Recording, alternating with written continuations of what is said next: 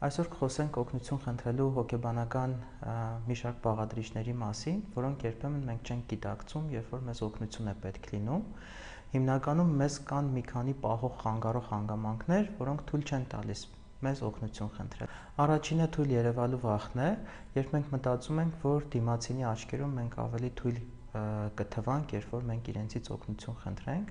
Երկրորդը դա մերժված լինելու վախն է, երբ որ մենք մտածում ենք, կանխակալ վերաբերմունք ունենք, այսպես ասած, որ մարդիկ մեզ կմերժեն, երբ որ մենք իրենցից օգնություն խնդրենք։ Մյուսը վստահությունն է, երբ մենք մտածում ենք, որ չենք կարող վստահել դիմացինին, քանի որ կարող է խախտվել մեր անձնական սահմանները։